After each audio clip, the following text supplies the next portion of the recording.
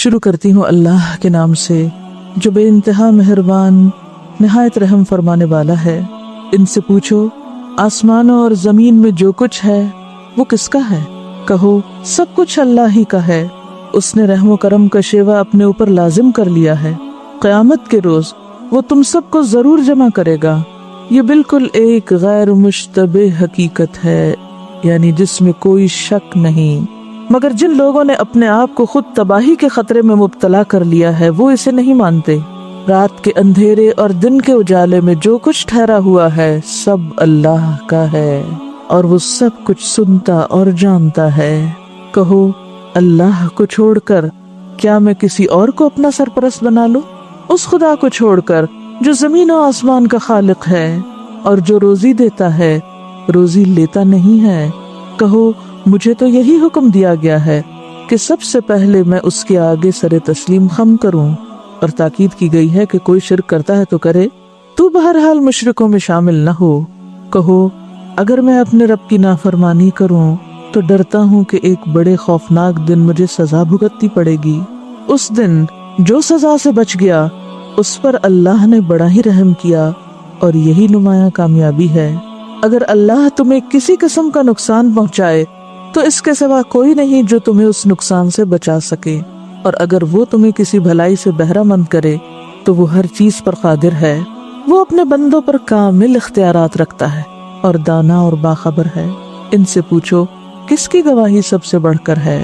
کہو میرے اور تمہارے درمیان اللہ گواہ ہے، اور یہ قرآن میری طرف بذریعہ وحی بھیجا گیا ہے تاکہ تمہیں اور جس کو یہ پہنچے سب کو متنبہ کر دوں۔ کیا واقعی تم لوگ شہادت دے سکتے ہو کہ اللہ کے ساتھ دوسرے خدا بھی ہیں؟ کہو میں تو اس کی شہادت ہرگز نہیں دے سکتا۔ کہو خدا تو وہی ایک ہے، اور میں اس شرک سے قطعی بیزار ہوں جس میں تم مبتلا ہو۔ قل لمن ما فی السماوات والارض قل للہ۔ ان سے پوچھئے کہ آسمان و زمین میں جو کچھ ہے وہ کس کا ہے؟ تو سب کہیں گے کہ اللہ کا۔ کیوں؟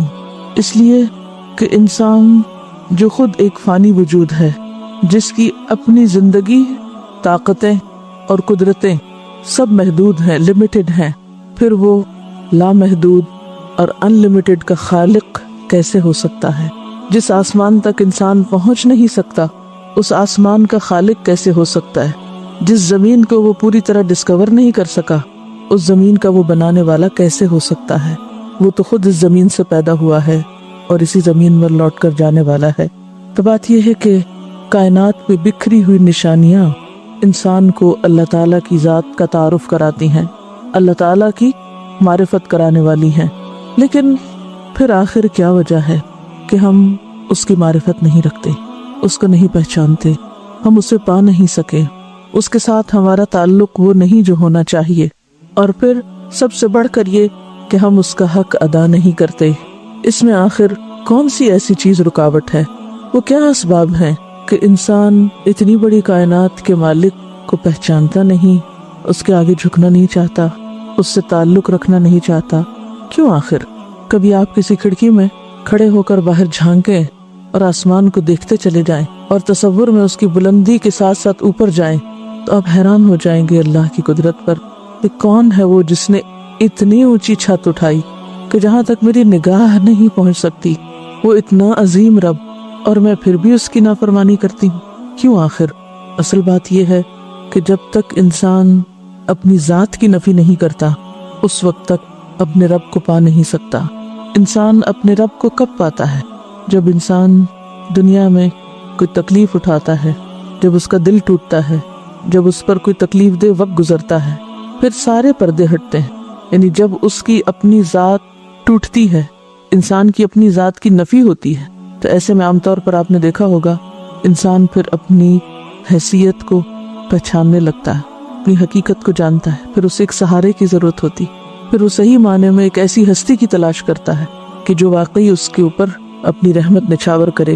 ہم اپنے رب کو اس لیے بھی نہیں پہچانتے کہ ہم ہر وقت اس مادی دنیا کی چمک دمک اور رونق میں ڈوبے ہوئے، ہماری نگاہوں میں کچھ اور چیزیں سمائی ہوئی، ہمارے دلوں میں کچھ اور چیزوں نے گھر کیا ہوا ہے، اور اللہ کو ماننے اور اس کی اطاعت کے دعوے محض الفاظ کی دہرائی معلوم ہوتے ہیں، حقیقی معنوں میں اس کو تھام لینا اور پھر اس طرح تھامنا کہ اس کے سوا ہر دوسری چیز نظروں سے اوجھل ہو جائے، عموماً اس طرح پانے کا لطف ہم نے چکھا ہی نہیں۔ اسی لیے اللہ تعالیٰ ایسے سوالات آپ کے سامنے رکھتے ہیں، قُلْ لِمَن مَّا فِي السَّمَاوَاتِ وَالْأَرْضِ قُلْ لِلَّهِ كَتَبَ عَلَى نَفْسِهِ الرَّحْمَةَ۔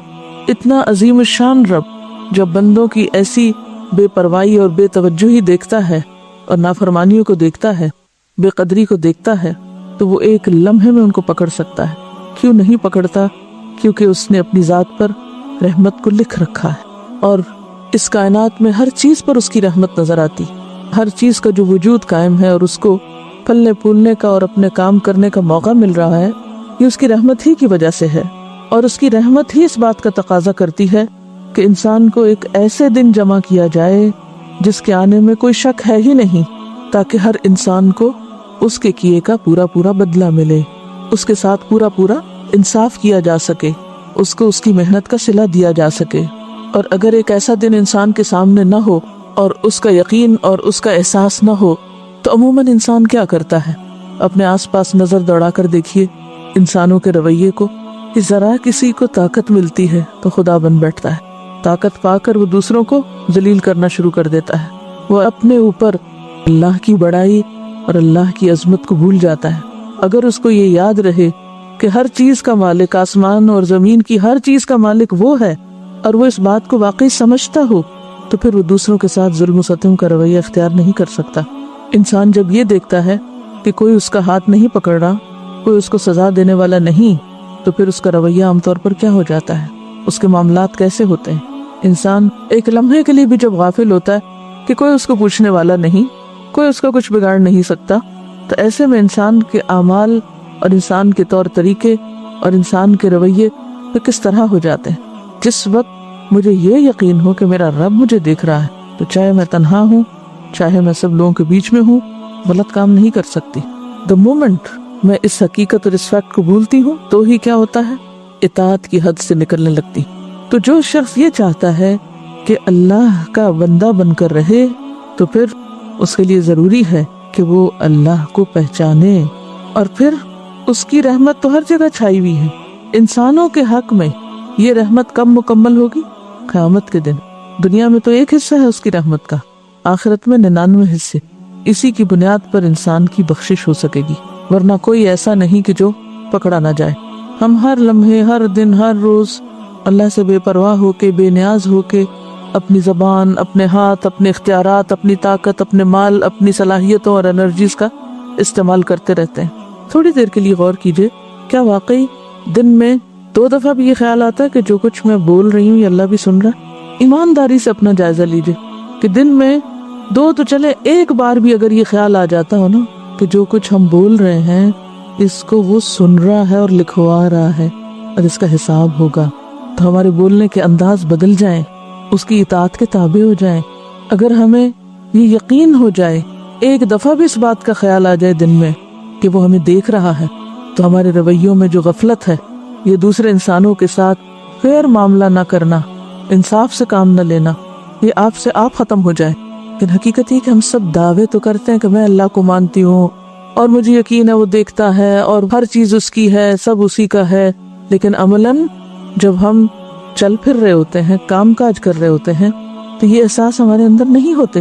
انسان کو چونکہ اللہ نے عقل دی ہے، ارادہ دیا ہے، شعور دیا ہے، اس لیے اللہ تعالیٰ انسان سے چاہتا یہ ہے کہ وہ اپنے ارادے، شعور اور سوچ سمجھ کے ساتھ، احساس کے ساتھ میری عبادت اور بندگی کرے۔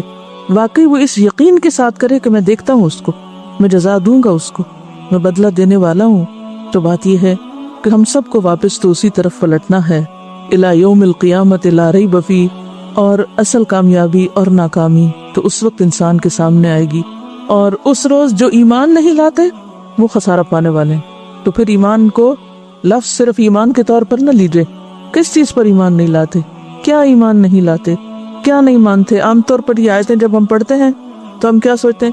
یہ دہریوں کے بارے میں ہے جو اللہ کو نہیں مانتے، اور یہ کافروں کے بارے میں ہے جو اللہ کی عظمت نہیں پہچانتے، اور ہم تو مانتے ہیں اللہ کو۔ کیا مانتے ہیں اس کو؟ کبھی سوچا ہم نے ہمارا ماننا کیسا ماننا ہے؟ کیا واقعی ہمارے دل میں اس کی محبت، اس کے اوپر بھروسہ اور توکل اور یقین اور اعتماد، اور یہ سب کچھ ایسا ہے کہ پھر ہم سے یہ سب اسی کی اطاعت کروا لے اور اس کے مقابلے میں کسی اور سے نہ ڈرے۔ پھر اللہ تعالیٰ فرماتے ہیں وَلَهُ مَا سَكَنَ فِي اللَّيْلِ وَالنَّهَارِ، اسی کے لیے ہے جو ٹھہرا ہوا ہے رات میں اور دن میں، یعنی سب کچھ اس کا ہے۔ وَهُوَ السَّمِيعُ الْعَلِيمُ، اور وہ سننے والا ہے، جاننے والا ہے۔ ایسے رب کو چھوڑ کر قُلْ أَغَيْرَ اللَّهِ أَتَّخِذُ وَلِيًّا، ایسے رب کو چھوڑ کر اوروں کو میں اپنا دوست بنا لوں، یعنی اس سے نظر ہٹا کر میں ادھر اور ادھر دیکھوں، اس کی طرف یکسو ہونے کی بجائے میں دوسروں کو اپنا سہارا بناؤں۔ ادھر ادھر بھٹکنا کیا ہے؟ ادھر ادھر جانا، غیر اللہ کو ولی بنانا کیا ہے عام روزمرہ زندگی میں؟ اب تو آپ شاید اس کی تفسیر یہ کر رہے ہوں گے نا کہ وہ کچھ لوگ ایسے ہیں کہ جو اولیاء اللہ کو مانتے ہیں اور وہ ان سے نظر نیاز کرتے ہیں، اور بس محدود سی تفسیر قرآن کی کر کے، یعنی ہر آیت کا ایک مخصوص محدود معنی نکال کے اس کو اس کے ساتھ نتی کر کے اور خود آزاد ہو گئے۔ ہر چیز دوسروں کے لیے ہے، میرے لیے کیا ہے؟ یہ کس کو کہا جا رہا ہے؟ قل کہہ کے کس کو پکارا جا رہا ہے؟ نبی صلی اللہ علیہ وسلم کو کہا جا رہا ہے، آپ کہیے، آپ بتا دیجئے، ان کے سامنے اپنی مثال پیش کیجئے۔ کیا اغیر اللہ اتخذ ولیا، اللہ کو چھوڑ کے کسی اور کو دوست بناؤں، کسی اور کو مددگار سمجھو، کسی اور پر بھروسہ کرو، کسی اور کی طرف توجہ کرو؟ اس سے مراد محض مکہ والوں کے وہ پتھر کے بت، وہ لات و منات اور آج کے دور کے چند لوگوں کے مخصوص بت نہیں ہیں۔ ولی کون ہوتا ہے؟ ولایت کا درجہ کیا ہوتا ہے؟ آپ کیا معنی سمجھتے ہیں ولیین سے؟ ولی کس کو؟ کون ولی؟ جس پر انسان بھروسہ کرتا ہے، جس کو انسان اپنا مددگار سمجھتا ہے، جس پر انسان توکل کرتا ہے، جس پر بھروسہ کرتا ہے، اپنے دکھ سکھ میں جس کی طرف رجوع کرتا ہے۔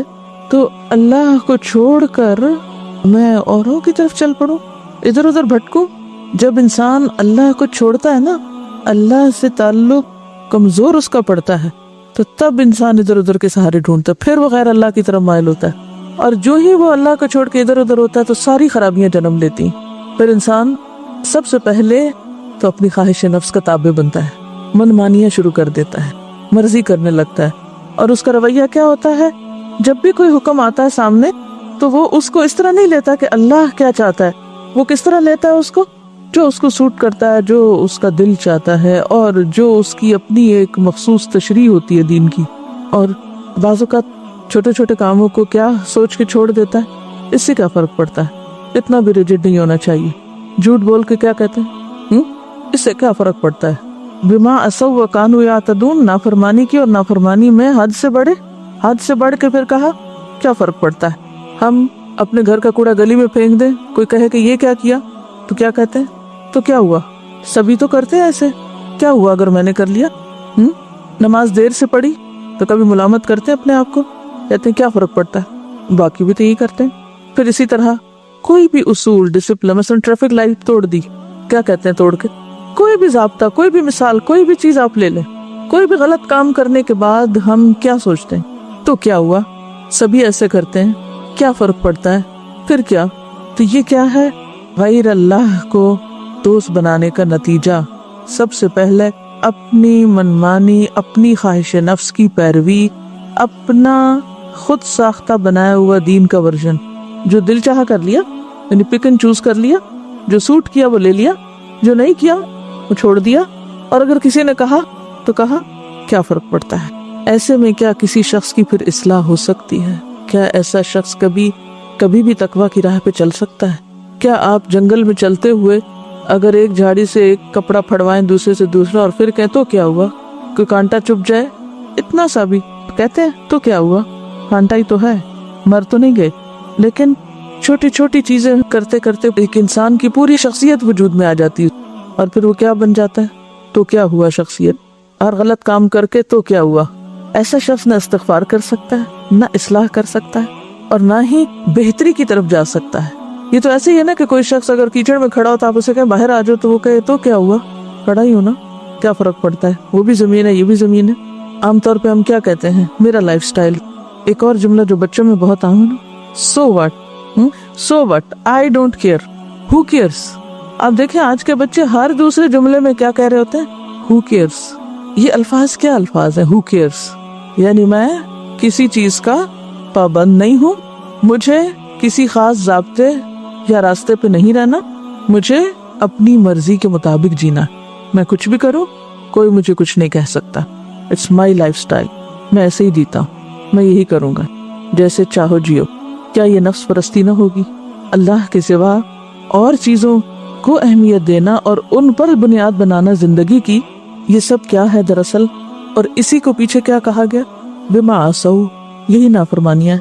یعنی ہم نافرمانی کس کو سمجھتے؟ کوئی بڑا سا کام کرے تو پھر اس کو کہتے ہیں یہ نافرمانی ہے، لیکن چھوٹی چھوٹی چیزوں میں جو خواہش نفس کی پیروی کر رہے ہیں، اللہ کو چھوڑ کر غیر اللہ میں سب سے پہلے ہم خود آتے ہیں. ہم باہر دیکھتے ہیں غیر اللہ، وہ بت، وہ قبر، وہ فلاں وہ فلاں. غیر اللہ میں ہم سب سے پہلے خود ہیں. جب بھی ہم اللہ کی مرضی چھوڑ کر اپنی خواہش، اپنی مرضی، اپنے نفس، اپنی خوشی کے لیے کچھ کرنا چاہتے ہیں تو وہ دراصل اسی میں شامل ہو جاتا ہے. اور پھر اس پہ بھروسہ کر لیتے ہیں اور سمجھتے ہیں کہ ہم سب ٹھیک کر رہے ہیں. تو قل اغیر اللہ اتخذ ولیا، اور اللہ کو چھوڑ دوں. کون ہے اللہ؟ فاطر السماوات والارض، جو آسمان و زمین کا فاطر ہے. فطرہ کا کیا معنی ہوتا ہے؟ پھاڑنے والا. یہ تو آپ کو معلوم ہے نا کہ اب بگ بینگ کا نظریہ جو ہے وہ ایک مسلمہ سائنسی اصول مانا جاتا ہے، اور اس میں بنیادی طور پر جو تحقیقات ہوئی وہ کیا ہیں کہ سب سے پہلے تو یہ تصور آیا کہ کائنات ایک سپر ایٹم تھی جو اپنے فزیکل لاز کے تحت پہلے اکٹھی تھی، پھر اس کے بعد وہ الگ ہوئی، اور پھر جب وہ الگ ہوئی تو اس سے بہت سی چیزیں اور وجود میں آئیں، جتنی گیلیکسی، ستارے، سیارے، اور اسی میں سے زمین بھی پھوٹ کے نکلی، جس کو قرآن کہتا ہے آسمان اور زمین باہم ملے ہوئے تھے، پھر ہم نے ان کو الگ کر دیا. اب سوال یہ پیدا ہوتا ہے کہ غیر اللہ کے ساتھ فاطر السماوات والارض کیوں آیا ہے؟ ایک طرف غیر اللہ اور ایک طرف فاطر السماوات والارض، ان دو کو آمنے سامنے کیوں رکھا گیا؟ اب آپ ذرا پہچانے غیر اللہ اور فاطر السماوات والارض. دیکھیے کہ یہاں پر غیر اللہ کے مقابلے میں اللہ کا لفظ آ جاتا تو کافی تھا نا، لیکن یہاں پر صرف اللہ کا لفظ نہیں آیا. کیا آیا ہے؟ فاطر السماوات والارض. ذرا اس کو امیجن کریں، اس لفظ کو، فاطر السماوات والارض. فاطر.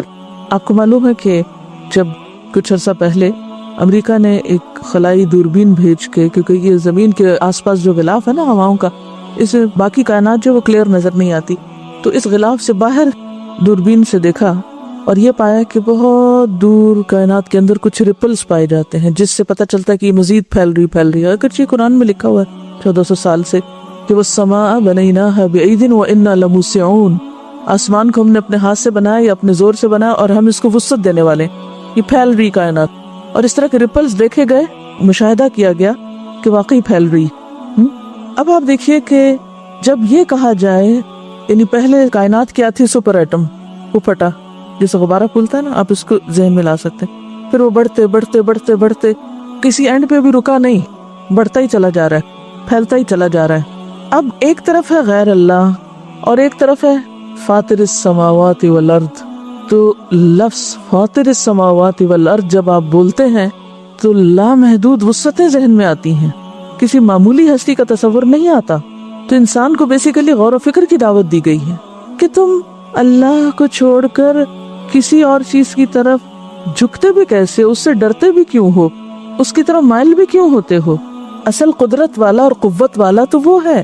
اسی لیے وہ ایک بہت ہی خوبصورت دعا ہے جس میں آتا ہے حسبی اللہ ونعم الوکیل، حسبی الرب من العباد، حسبی الخالق من المخلوقین، حسبی الرازق من المرزوقین، حسبی اللہ وکفا، سمع اللہ لمن دعا، لیس وراء اللہ منتہا، لیس وراء اللہ منتہا، لا الہ الا ہوا علیہ توکلت وہو رب العرش العظیم.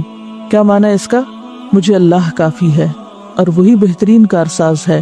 کافی ہے مجھے میرا پروردگار تمام بندوں سے، یعنی غیر اللہ میں پھر اپنے بعد سارے بندے آ جاتے ہیں. اگر خود کو نہیں معاف کیا گیا تو باقی کون؟ کافی ہے مجھے میرا خالق تمام مخلوق سے، کافی ہے مجھے میرا رازق تمام رزق دینے والوں سے، کافی ہے مجھے میرا اللہ. سن لیا اللہ نے اس شخص کی دعا کو جس نے اسے پکارا. اللہ کے سوا کوئی پناہ گاہ نہیں، کیونکہ ساری کائنات تو اس کی ہے، اس کے سوا کوئی معبود نہیں، اسی پر میں نے بھروسہ کیا اور وہی عرش عظیم کا مالک اور پروردگار ہے. اسی لیے آپ یہ دعا کرتے ہیں ہر نماز کے بعد، کیا؟ اللہم لا مانع लिमा आतैता वला मुअतिया लिमा मनाता वला यनफउ दल जद्द मिनकल जद्द। अब अपनी जात से निकल कर जब आप बंदों पे भरोसा करते हैं तो किस किस पे करते हैं? जरा सोचिए थोड़ी देर के लिए। अगर मैंने ये कर लिया तो वो फलां नाराज हो जाएगा, है किसी की नाराजगी का डर? आमतौर पर हम क्या कहते हैं, अगर मैं दीन पर चलूं तो लोग मुझसे खफा होते हैं, कहते हैं ना, हम होते हैं खफा। फिर हम क्या छोड़ते हैं, और कभी नहीं सोचते कि क्या छोड़ा और किसकी बात को छोड़ा। फातिरिस समावाति वल अर्द की बात को छोड़ा, और किससे डर गए? उससे। क्यों? इसलिए कि उसको हम खालिक समझ रहे होते हैं, या उसको हम राज़िक समझ रहे होते हैं, या उसको हम नफे नुकसान का मालिक समझ रहे होते हैं। तो जब हम अल्लाह के सिवा दूसरों को वली बना लेते हैं, मददगार और भरोसे के लायक, और खालिक और राज़िक और बाकी सब कुछ समझ लेते हैं, तो फिर इताअत भी उन्हीं की करने लगते हैं, फिर झुकते भी उन्हीं के आगे। फिर अल्लाह की इताअत नहीं हो पाती सही मानों में। कुल अगैरल्लाह यत्तखिज़ु वलियन फातिरिस समावाति वल अर्द वहुव युतइमु वला युतअम। कौन है फातिरिस समावात वल अर्द? जो खिलाता है, जो खिलाता है मुझे, जो मेरा राज़िक है। वला युतअम, और वो नहीं खिलाया जाता। और बाकी सब का हाल क्या? अल्लाह के सिवा बाकी सब का हाल क्या? बाकी सब खिलाए जाते हैं, खिलाने वाले नहीं, खिलाए जाते हैं, जरूरतमंद हैं। लिहाजा नतीजा क्या निकला? कुल इन्नी उमिरतु अन अकून अव्वल मन अस्लमा। मुझे ये हुक्म दिया गया कि सबसे पहले तो मैं खुद उसके आगे झुक जाऊं, फर्मा बरदारी करूं, उसकी इताअत करूं। वला तकूनन्न मिनल मुशरिकीन, और तुम मुशरिकीन में से हरगिज न होना। असल मुश्किल हमारी ये है कि हमने शिर्क के कुछ मखसूस माने बनाए, शिर्क को चंद मखसूस चीजों से मंसूब किया कि ये शिर्क है, ये शिर्क है। अगर आज किसी से भी शिर्क की डेफिनेशन पूछे तो अमूमन वो क्या कहते हैं? बुतों की पूजा, मज़ारों पे जाना, चंद और ऐसी बातें, उसको क्या बोलते हैं? ये शिर्क है। लेकिन शिर्क की वो किस्में जो खुद हमारे अपने अंदर राइज हैं, कि लोगों के डर से अल्लाह की इताअत छोड़ देना, दुनियावी फायदों की खातिर आखिरत के फायदे को कुर्बान कर देना, ये भी उसी की एक किस्म है। अगर आप इसको बराह रास्त शिर्क के दायरे में न भी लाएं, अत्तखिज़ु गैरल्लाहि वलिय्यन में आ जाता है। तभी तो फिर इस्लाम नहीं आता, तभी तो इताअत नहीं आती, तभी तो फर्मा बरदारी नहीं आती। अच्छा, तो फिर ये बताइए आगे ये क्यों आया? कुल इन्नी अखाफु इन असैतु रब्बी, कह दीजिए मैं तो डरता हूँ अगर मैंने रब की नाफरमानी की। अभी शिर्क की बात हो रही थी, अभी इस्लाम की बात हो रही थी, और अभी साथ ही नाफरमानी की बात आ गई। और पीछे जो बिमा असौ की बात, ये कौन कह रहा है? किससे कहलवाया जा रहा है कि आप कह दीजिए मुझे डर लगता है अगर मैंने नाफरमानी की अपने रब की? आप सल्लल्लाहु अलैहि वसल्लम से कहलवाया जा रहा है, जो अल्लाह के महबूब तरीन थे। वो क्या फरमा रहे? आप इन्हें बताइए मुझे डर लगता है कि मैं अल्लाह की नाफरमानी नहीं कर सकता, और मैं और आप जितनी मर्जी नाफरमानी करें हमें कोई डर नहीं लगता। ऐसा ही है ना? अल्लाह की नाफरमानी करके हम में से कितने लोगों के अंदर वाकई अल्लाह का डर आता है? कम अज कम इतना जितना किसी इंसान की नाराजगी का काम करके उस इंसान से आता। किसी इंसान की नाफरमानी करके जिसे आप थोड़ा सा भी रिगार्ड देते हो, तो फिर आपके दिल में कैसी परेशानी आती? जब आपको लोगों की नाराजगी का डर होता है, या आपके दिल में ख्याल आ जाता है कि लोग ना माइंड कर जाएं, लोग बुरा मानेंगे, लोग क्या कहेंगे, तो कोई दिल पे परेशानी या कैफियत गुजरती? क्या गुजरती बताइए? क्या होता है?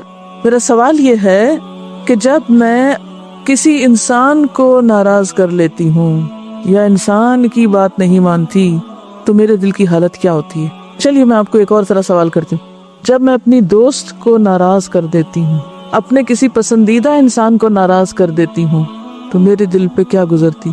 ध्यान उधर ही रहता है या नहीं? मनाने की कोशिश भी करते हैं। चलिए दोस्त भी छोड़िए, एक और तरह सोचिए। जब आप किसी ऐसे को नाराज करते हैं जिससे आपका मफाद वाबिस्ता था, जिससे आपने कोई काम निकलवाना था, और अगर कहीं कोई गुस्ताखी हो जाए, रात नींद ही नहीं आती। मसलन कहीं से आपको जॉब मिलनी थी, जिसने आपको जॉब देनी थी उसको आपने नाराज कर दिया। कोई है परेशानी दिल में? क्या अल्लाह से आपको कोई मफाद वाबिस्ता नहीं? कोई मफाद वाबिस्ता नहीं?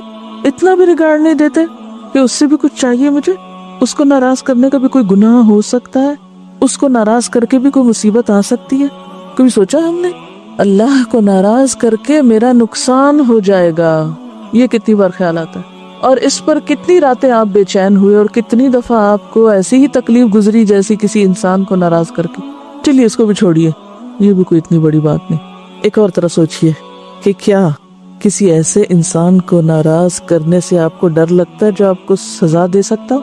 मफाद को छोड़ दीजिए, आप जो आपको पकड़ के ठिकाने लगा सकते हो। यानी किसी ऐसे इंसान को नाराज करना, मसलन किसी औरत के लिए ये हो सकता है कि उसके शौहर उसको तलाक दे दे मसलन, या फिर आपको वीजा चाहिए यूरोप का या अमेरिका का, और आपको ये बताया गया कि अगर आप एक रिलीजियस शख्स हो तो वीजा मिलना मुश्किल होता है। अगर आपने हिजाब लिया तो वीजा नहीं मिलेगा, अगर आप दाढ़ी वाले हैं तो आप वहाँ एंटर नहीं हो सकेंगे, क्या पता आपको पकड़ के जेल ही ले जाए, क्या पता आपको एयरपोर्ट पे बिठा दें।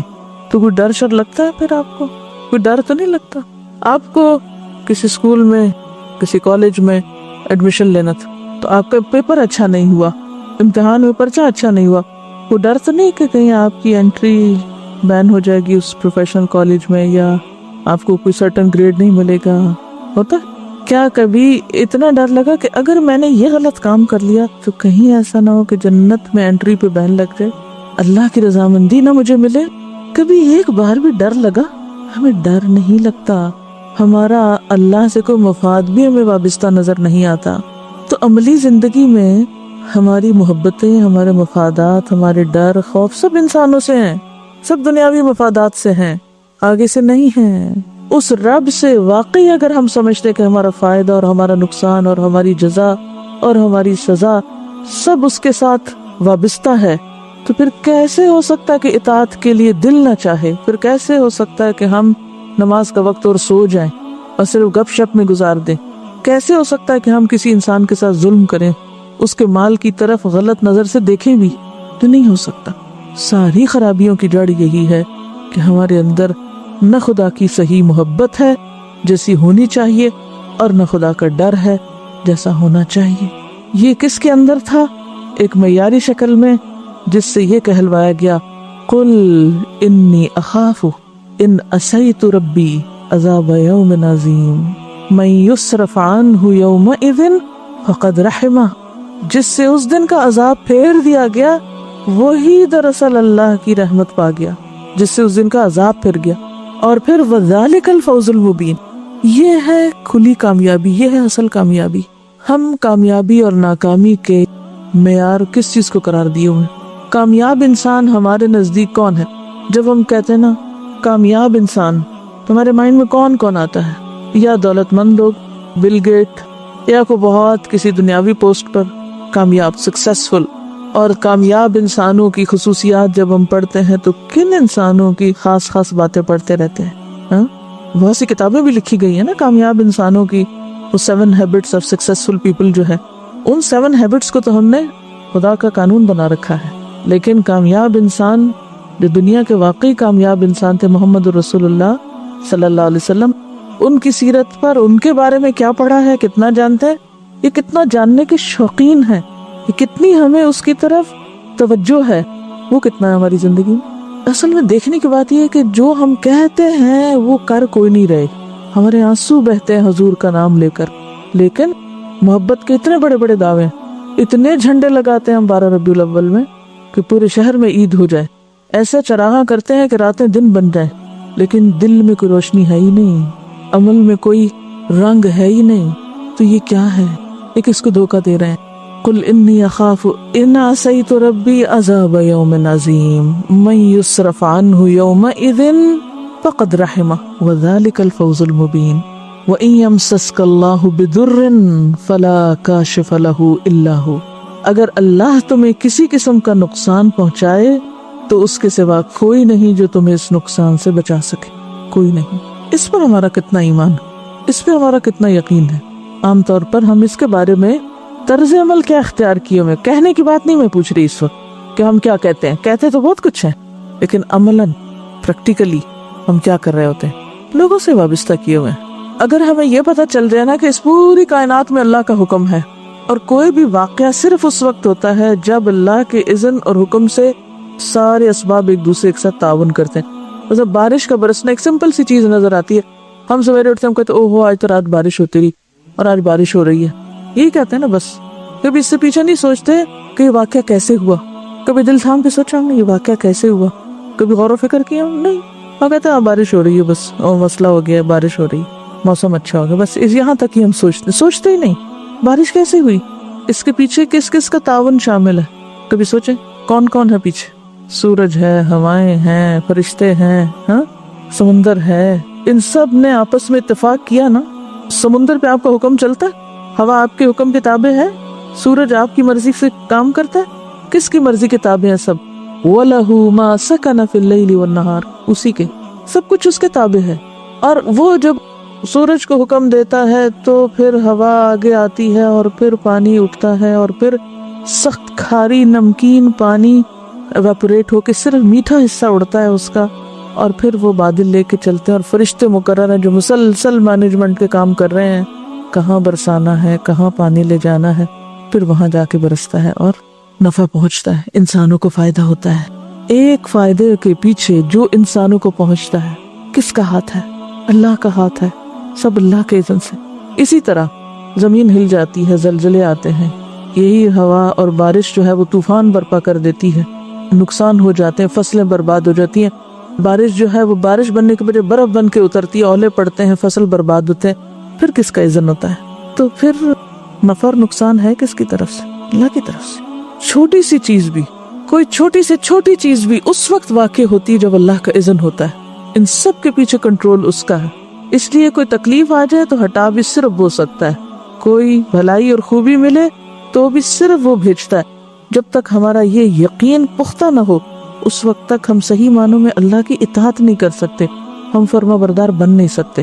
کیونکہ جب ہم لوگوں سے ڈرتے ہیں نا، یہ نقصان دے جائے گا، وہ بگاڑ دے گا، وہ کچھ کر جائے گا، تو پھر ہم بندے بھی انہی کے بنے رہتے ہیں، اطاعت بھی انہی کی کرتے ہیں، فرما برداری بھی انہی کی کرتے ہیں. تو یہ انتہائی ایک مذاق خیز بات ہے کہ انسان اللہ کے سوا کسی اور سے ڈرے. یہ حماقت، سمجھداری نہیں.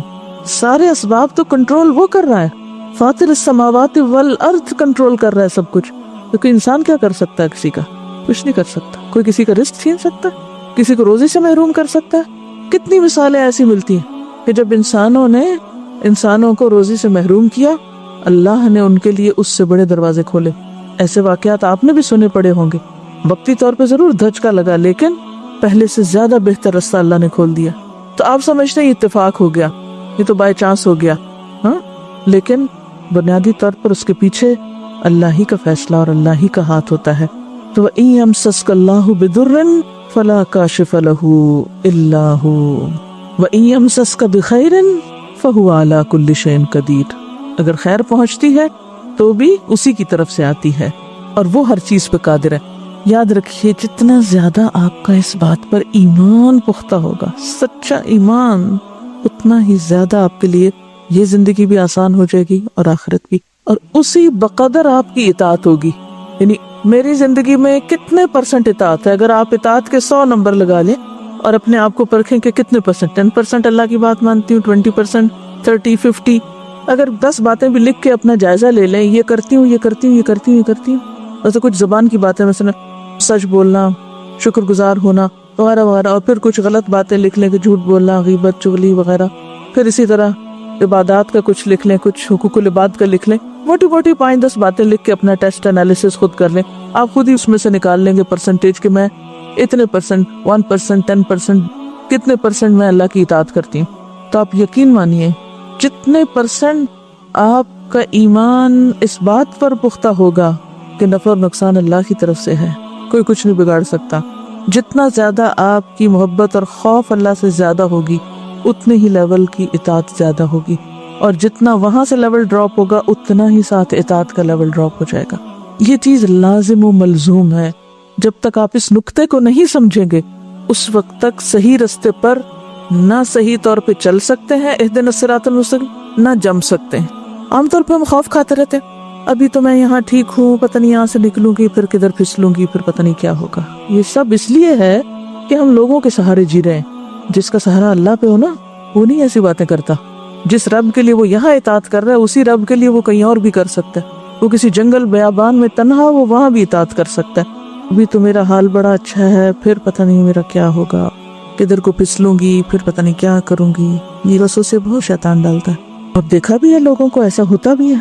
تو آپ کو پتہ ہے کہ آپ صلی اللہ علیہ وسلم کون سی دعا بہت مانگا کرتے تھے؟ या मुक़ल्लिब القلوب सब्बित क़ल्बी अला दीनिक रब्बना ला तुज़िग़ क़ुलूबना बअद इज़ हदैतना। किससे मांगते थे ये? कौन देता है ये? वही देता है। अगर हम उससे मांगते रहे, उससे हमने ताल्लुक मजबूत कर लिया, उससे ताल्लुक हमारा बाकी रहा, कोई कुछ नहीं कर सकता, कोई चीज आपको हिला ही नहीं सकती। और अगर उससे ताल्लुक नहीं ना दुरुस्त आपका, तो बंदे 4 दिन भी आपको सपोर्ट नहीं कर सकते कि आपको मदद दे सके। अब सवाल ये पैदा होता है कि उससे ताल्लुक कैसे मजबूत रहे, वो कहाँ मिलता है? अगर आपने ऐसे असबाब इख्तियार कर लिए, वो राहें ढूंढ ली, वो तरीके जान लिए, वो काम शुरू कर दिए कि जिससे वो मिलता है, तो आप नहीं फिसल सकते। वो आपको थाम के रखेगा, क्योंकि आपको जरूरत है ना उसकी, उसको तो नहीं जरूरत आपकी। कहाँ मिलता है वो? क्या तरीके हैं, क्या रास्ते हैं? सोचिए इस पर। वस्तईनु बिस्सब्रि वस्सलात। पर्सनली अगर आप अल्लाह से मुलाकात करना चाहते हैं और अल्लाह को पाना चाहते हैं, तो नमाज है। फिर कुरान, वातसिमु बिहब्लिल्लाहि जमीअन। सिर्फ आप नहीं, जमीअन। तो कहाँ मिलेगा अल्लाह आपको? जमीअन के साथ कुरान पकड़ के रखने से। अकेले नहीं कि सिर्फ सुबह की तिलावत कर लें तो काफी है। सिर्फ किसी एक के साथ भी शेयर करते रहेंगे ना, तो जमीअन का मकसद पूरा हो जाएगा। फिर अल्लाह की जात से आप दूर नहीं जाएंगे। और अगर ये बुनियादी 2 काम आपने नहीं किए, क्योंकि कुरान से अल्लाह आपसे कलाम करता है, नमाज में आप अल्लाह से कलाम करते हैं, नमाज में आप उससे मुलाकात करते हैं, और कुरान के जरिए वो आपकी रहनुमाई करता है। तो जब एक कम्युनिकेशन डेली बेसिस पे होता रहे, सवाल ही पैदा नहीं होता कि आप फिसलें या भटकें, वो खुद आपको थामता है। और अगर किसी की जिंदगी में ये 2 काम नहीं, पहला या दूसरा, तो फिर खतरे में है वो। जब हमारी जिंदगी में ये 2 फैक्टर्स प्रिवेल करते हैं ना, एक इंडिविजुअल लेवल पे अल्लाह से सच्चा ताल्लुक, तन्हाई के औकात में अल्लाह के सामने खड़े होकर अल्लाह से बात करना नमाज के जरिए। कोई मुश्किल हो, किसी इंसान का डर हो, खौफ हो, क्या करेंगे आप? कोई इंसान आपको नुकसान देना चाहता है, मसलन आप जॉब पर हैं, बहुत अच्छी जॉब है आपकी, लेकिन आपके दीन पर चलने की वजह से आपकी जॉब खतरे में पड़ गई, ऐसा होता ना। अब आप किधर जाएं? अब क्या करें? सिचुएशन आ गई ऐसी कि आप बहुत अच्छी पोस्ट पे हैं, आपको नमाज के लिए वक्त चाहिए। अब आपको पता है कि जो ही मेरे बॉस को पता चलेगा कि ये नमाजी है, तो वो क्या करेगा? आउट कर देगा। अब आपके दिल में सख्त खौफ है कि मेरी ये जॉब चली गई तो मैं घर कैसे बनाऊंगी, मेरी ये जॉब चली गई तो मैं ये फलां और फलां काम कैसे करूंगी। बेशुमार खदशात, बेशुमार खौफ। क्या करें? हल क्या? हल ये है कि आप अपनी मजहबियत को, अपनी दीनदारी को एक तरफ रखें और जॉब करें। क्यों नहीं? आप कैसे मशवरे दे रहे हैं? एक्सट्रीमिस्ट। देखिए, बाज़ औक़ात कसूर कहीं और होता है, ब्लेम दीन को कर दिया जाता है कि मुझे नमाज की वजह से निकाला गया, हालांकि नमाज की वजह से निकाले जाने का सबब कभी कभी, मैं नहीं कहती कि सबब कभी नहीं हो सकती, सबब हो सकता है लेकिन बहुत कम, कुछ और असबाब होते हैं, लेकिन उनको वो बयान करने की बजाय, बताने की बजाय एक सीधी सारी बात करते हैं कि तुम्हारी नमाज या दीन या हिजाब की वजह से तुम्हारे साथ ये हो रहा है। हालांकि ये नहीं होता। उस वक्त भी हम झूठ बोलते हैं, झूठी तौजीह करते हैं। अगर आप अपने फील्ड में कॉम्पिटेंट हैं, अगर आप मेहनती हैं, आप अपने फर्ज से बढ़ के काम करने वाले हैं, आप एहसान के रवैये पे अमल करने वाले हैं, आप अपने रब की खातिर कुर्बानी करने वाले हैं, क्या आप लोगों की जरूरत नहीं? अगर आप ईमानदार हैं, आप वक्त के पाबंद हैं, वक्त के पाबंद तो क्या, वक्त से ज्यादा काम करने वाले हैं, ज्यादा मेहनती हैं, और आप अपने काम को जानते भी हैं, क्या आप दूसरों की मजबूरी नहीं? आप मजबूरी है दूसरों की, दूसरे रखेंगे आपको।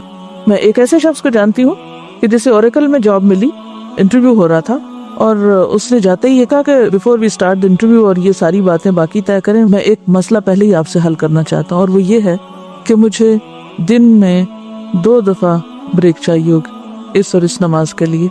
अगर आप इससे एग्री करते हैं तो हम आगे बात करते हैं। दूसरी बात यह है कि मैं ये दाढ़ी रखूंगा और मुझे इस पर कोई हरास नहीं करेगा, कोई मेरा मजाक नहीं उड़ाएगा। उनका कि हम मानते हैं, उनका कि चलिए ठीक है, अब हम तय करते हैं। और बेहतरीन जॉब मिली।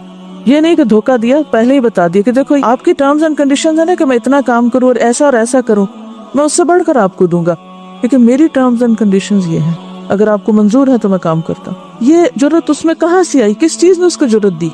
और दूसरों ने इसको कैसे कबूल किया? क्यों कबूल किया? क्योंकि वो शख्स अपने फील्ड का माहिर है, उसे पता है कि मेरी काबिलियत क्या है, मैं कितना काम कर सकता हूँ, मैं इनके लिए कितना फायदा मंद हूँ। क्योंकि उन्हें भी अपना मफाद अजीज है ना, कि हमें ऐसा शख्स चाहिए जिसके अंदर ये और ये क्वालिफिकेशन हो। آج مسلمانوں کا سب سے بڑا جرم کیا ہے؟ نہ وہ محنت کرتے ہیں، نہ وہ کام کرنا چاہتے ہیں، نہ وہ قربانی کرتے ہیں، نہ وہ احسان کرنا چاہتے ہیں، اور پھر اگر کوئی انہیں ریجیکٹ کرے تو پھر بھی جھوٹ بول کے اپنے دین کو بلیم کر لیتے ہیں کہ ہمارے دینی ہونے کی وجہ سے ہم سے فلاں باعث ہو گیا۔ دینی ہونے کا مطلب کیا ہے؟ الدین والنصیحہ، دین خیرخواہی کا نام ہے۔ آپ کو معلوم ہے خیرخواہی کس کو کہتے ہیں؟ مسلمانوں میں کیسی خیرخواہی تھی؟ حضرت جریر بن عبداللہ رضی اللہ عنہ نے اپنے غلام کو گھوڑا خریدنے کے لیے بھیجا تو غلام بازار گیا اور ایک عمدہ گھوڑا دیکھا، گھوڑے والے کو حضرت جریر کے پاس لے آیا۔ حضرت جریر نے اس گھوڑے والے سے کہا، بھائی گھوڑا کتنے کا بیچو گے؟ گھوڑے والا، 300 درہم کا۔ حضرت جریر گھوڑے کو غور سے دیکھتے ہیں اور کہتے ہیں، بھائی کیا گھوڑے کو 400 درہم میں فروخت کرو گے؟ گھوڑے والا، بھائی کیوں نہیں، ضرور بیچوں گا۔ پھر انہوں نے دوبارہ غور سے دیکھا، پھر کہا 500 میں فروخت کرو گے؟ کہا کیوں نہیں، ضرور۔ اس نے پھر غور سے دیکھا، کہا 600 میں فروخت کرو گے؟ کہا۔ پھر غور سے دیکھا، 700 میں؟ جی ہاں۔ پھر غور سے دیکھا، 800 میں؟ پھر غور سے دیکھا، کہا 900 میں۔ اب حضرت جریر نے پیسے دیے، گھوڑا خرید لیا۔ کسی نے کہا، جریر تم عجیب آدمی ہو، وہ تمہیں 300 میں دے رہا تھا اور تم نے اسے 900 میں خریدا۔ فرمانے لگے، میں نے آپ صلی اللہ علیہ وسلم کے ہاتھ پہ بیعت کی تھی، عہد کیا تھا، آپ کے ہاتھ میں ہاتھ رکھ کے وعدہ کیا تھا کہ ہر مسلمان کے ساتھ خیر خواہی کروں گا، ہر ایک کے ساتھ اچھا کروں گا۔ اس بیچارے گھوڑے والے کو گھوڑے کی صحیح قیمت پتہ نہیں تھی، تو کیا میں اس کے ساتھ دھوکہ کرتا؟ یہ ہے صحابہ کرام، عہد کے سچے۔ میں نے وعدہ کر رکھا ہے، اللہ کے رسول سے وعدہ کر رکھا ہے، ہر ایک سے اچھا کروں گا۔ اب وہ بیچارہ گھوڑا پالنے والا کہیں جنگل دیہات میں رہتا ہوگا، وہاں سے پال پلا کے شہر میں لائے، جیسے عید کے موقع پہ آپ نے دیکھا ہوگا نا، لوگ گاؤں دیہات سے بکریاں لے کے آ جاتے ہیں، تو ان کو بعض اوقات نہیں پتا ہوتا کہ قیمت کیا ہے اصل میں۔ تو اب یہ غور سے دیکھتے ہیں، پھر کہتے ہیں یہ بھی خوبی ہے، نہیں اس کی قیمت زیادہ ہونی چاہیے، 100 بڑھاتے ہیں۔ پھر دوبارہ دیکھتے ہیں کہ کہیں زیادتی نہ ہو جائے، پھر ایک نظر اور ڈال لیتے ہیں۔ یعنی آپ سوچ رہے ہوں گے کہ انہوں نے پہلی دفعہ 3 سے 9 کیوں نہ کیا، تو وہ ٹھہر کے کیوں؟ کیونکہ جیسے سودا ہوتا ہے نا، انسان پرکھتا ہے، کھولتا ہے، دیکھتا ہے چیز، دیکھتے دیکھتے دیکھتے اصل پہ پہنچ گئے۔ جب انہیں تسلی ہو گئی، ضمیر نے اوکے کر دیا، ہاں اب ٹھیک ہے قیمت، تو کہا اچھا یہ لے جاؤ۔ یہ اس کو خیر خواہی کہتے ہیں، اس کو دینداری کہتے ہیں۔ دین کا مطلب کہ الدین والنصیحہ، دین خیر خواہی کا نام ہے، ہر ایک سے خیر خواہی کا نام ہے۔ اگر کوئی کسی بھول میں، کسی حماقت میں، کسی وجہ سے مصیبت میں پڑنے لگا ہے، آپ اپنی ذات سے کر کے اسے پورا کریں۔ ہر مسلمان کے ساتھ خیر خواہی، ہر ایک کا بھلا چاہنا۔ اور ہمارے دل میں کیا ہوتا ہے، کس کو کہاں سے دھوکہ دیں، کس کی ویکنس کیا ہے، کس کو کہاں سے بے وقوف بنائیں۔ اس کو ہم کہتے ہیں سمارٹنس، کلیور ہونا، عقل مند ہونا، سمجھدار ہونا۔ تو عقل مند وہ ہے جو اللہ کی نظر میں عقل مند ہو اور جو دوسروں کے لیے خیر خواہ ہو، جو اس طرح کے کمپلیکسز سے پاک ہو۔ اور یہ صرف وہ شخص ہو سکتا ہے جو اپنے رب کو پالے نا، کیونکہ اس کا معاملہ اپنے رب سے چل رہا ہوتا ہے، سودا گھوڑے کا طے کر رہا ہوتا ہے، اور دل میں وہ اپنے رب کے ساتھ معاملہ کر رہا ہوتا ہے کہ اللہ تو دیکھ رہا ہے نا، اس کو تو نہیں پتا، میں اسے دھوکہ نہیں دوں گا، میں اس کے ساتھ اچھا ہی کروں گا۔ اور پھر دوسری طرف اس کو آخرت کا اتنا یقین ہوتا ہے، گویا وہ اپنا گھر وہاں دیکھ رہا ہے کہ مجھے تو وہاں جانا ہے، وہاں کا سب کچھ چاہیے، میں تو اگر ایک لقمہ بھی خرچ کروں گا اللہ کے راستے میں دوں گا تو اللہ تعالیٰ اس کو پہاڑ برابر کر دیں گے، اتنی اس کی قدردانی فرمائیں گے جس طرح ایک مالک اپنے گھوڑے کے بچے کی قدردانی کرتا ہے۔ ایسی ایمانداری ہم میں سے کتنے لوگوں میں؟ ایمانداری سے بتائیے، اپنے اندر کا حال دیکھ کے بتائیے مجھے۔ ایسے سارے مواقع سے ہم دوسرے کی لا علمی سے، دوسرے کی مجبوری سے، دوسرے کی ضرورت سے آج ہم سب فائدہ نہیں اٹھاتے، اس کو اور بے وقوف بنا کے 300 سے بھی 200 یا 100 پہ لائیں۔ ہمارا اخلاق تو یہ ہو چکا ہے۔ پھر ہم کہتے ہیں کہ ہمارے ساتھ زیادتی ہو رہی ہے۔ جب ہم کسی کے ساتھ زیادتی کرتے ہیں تو ہمیں یاد نہیں رہتا۔ اب یہاں پر کیا ہوگا، اسی کا تو منافق کیا کہتے تھے، وَإِذَا قِيلَ لَهُمْ آمِنُوا كَمَا آمَنَ النَّاسُ قَالُوا أَنُؤْمِنُ كَمَا آمَنَ السُّفَهَاءُ۔ وہ یہ بے وقوف ہیں، دیکھو ذرا، بظاہر تو بے وقوفی نظر آتی ہے نا۔ اگر کوئی آپ میں سے زیادہ مہنگی چیز لے کر آئے تو سب اس کے پیچھے پڑ جاتے ہیں۔ کیا کہتے ہیں، کسی رکشہ ٹیکسی والے کو اگر آپ زیادہ کرایہ دے دیں اس کی ڈیمانڈ سے بڑھ کر، تو دوسرے کیا کہتے ہیں، بھائی بے وقوف۔ تھوڑا سا سوچئے، آج تک کتنی دفعہ، میں تھوڑا سا آپ کو آئینہ دکھانا چاہتے، کتنی دفعہ زندگی میں آپ نے کسی رکشے ٹیکسی ریڑھی والے کو اس کی ڈیمانڈ سے زیادہ دیا ہو، صرف اس لیے میں ایک حجاب پہنے ہوئی عورت ہوں، میں ایک دین کی نمائندہ ہوں، میرا دین اس وقت، یہ حجاب اس وقت بدنام ہو چکا ہے، مجھے اس کو عزت دینی ہے، مجھے اپنے رب کی خاطر اپنی ذات ہی بڑھائی نہیں، کیونکہ میں تو اس کے اندر لپٹی ہوں، اس کو کیا پتا میں کون ہوں، کیا پتا میں کون ہوں۔ اس کی خاطر مجھے ایک غریب انسان کو اس کے حق سے زیادہ دینا ہے، صرف احسان کرنے کے لیے، کیونکہ واللہ یحب المحسنین۔ ایک طرف فائدہ یہ ہوگا، دین کی اچھی نمائندگی ہوگی، اس کے دل میں دین کی محبت پیدا ہوگی، یہ بھی شاید مسجد چلا جائے، یہ بھی شاید دین سیکھنے سکھانے لگ جائے، اور دوسری طرف میرے رب کی محبت مجھے حاصل ہوگی۔ ہمارے اندر یہ اخلاق ہی نہیں ہے۔ امام ابن تیمیہ کہا کرتے تھے، اللہ سبحانہ وتعالیٰ نے ابراہیم علیہ السلام کو اس بنا پر دوست بنایا تھا کہ وہ لینے سے زیادہ دینے سے محبت رکھتے تھے، وہ لینے کی بجائے دینے سے محبت رکھتے تھے، یعنی ان کو محبت تھی اس بات سے کہ میری ذات سے ہر ایک کو خیر پہنچے، میں ہر ایک کو کچھ نہ کچھ دوں۔ تو ان کی اس صفت کی وجہ سے اللہ نے ان کو اپنا دوست بنایا تھا، وہ اب اللہ کی محبت میں، اپنے رب کی محبت میں ہر کام کر سکتے تھے۔ اور پھر جب ہمارا اس پہ یقین ہے کہ جب تم دو گے اللہ اس سے زیادہ تم کو دے گا، اس کے پیچھے اور لے آئے گا، پھر یہ کیسے ممکن ہے کہ ہم دینے والے نہ بنے؟ لیکن چونکہ ہمیں یقین نہیں نا، ہم نفع نقصان اپنے ہاتھوں میں سمجھتے ہیں۔ تب آپ خود سوچئے کہ جس بندے کے اندر انسانوں کی محبت ہے، انسانوں کے لیے خیرخواہی ہے، انسانوں کے لیے بھلائی کے جذبات ہیں، اس کو کون پھینکے گا پرے؟ کوئی نہیں پھینکتا اس کو۔ یہ اس کی غلط فہمی، یہ اس کی اپنی بد اخلاقی ہوتی ہے، یہ اس کی اپنی دل کی تنگی ہوتی ہے، یہ اس کی اپنی خرابی ہوتی ہے کہ جس کی وجہ سے اس پہ یہ آفت آتی ہے۔ ٹھیک ہے، دنیا میں ظلم بھی ہوتا ہے، دنیا میں ناانصافیاں بھی ہیں اس زمین پر، لیکن بہت وقت ہم قصوروار خود ہوتے ہیں مگر بلیم ہم دوسروں کو کرتے ہیں۔ حضرت یوسف علیہ السلام کی مثال ہمارے سامنے کہ جب ان کو بے قصور جیل میں بند کیا گیا تھا، پھر جب عورت نے ان پر الزام لگایا، کس طرح ایک شخص اٹھا اور اس نے ان کا دفاع کیا۔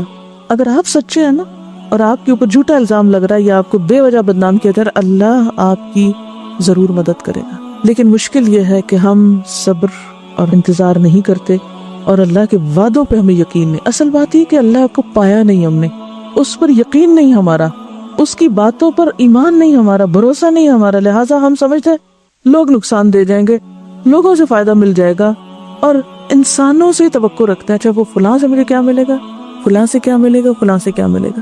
اور اگر صرف ان بنیادوں پر انسانی تعلقات قائم ہوں کہ اس سے مجھے کیا ملے گا اور اس سے کیا ملے گا، تو ایسے شخص کی نیت کو اللہ نہیں جانتا، یہ صرف مفاد پرست شخص۔ ہم نے نمازوں کو کیسے بدنام کیا کہ مثلا ہم کسی آفس میں کام کرتے ہیں، ہم کہتے ہیں کہ ہمیں نماز کے لیے وقت چاہیے، وقت 15 منٹ ہے، آپ آدھے گھنٹے بعد لوٹتے ہیں۔ آپ نے نماز کو بدنام کیا، اپنے دین کو کیا، اور اس ادارے کے جو فائدے ہیں اس کو بھی نقصان پہنچایا۔ تو جب آپ اپنے دین کی خاطر دوسروں کی دنیا کو بگاڑ کرتے ہیں تو پھر دراصل اپنے ہی آخرت برباد کر رہے ہوتے ہیں۔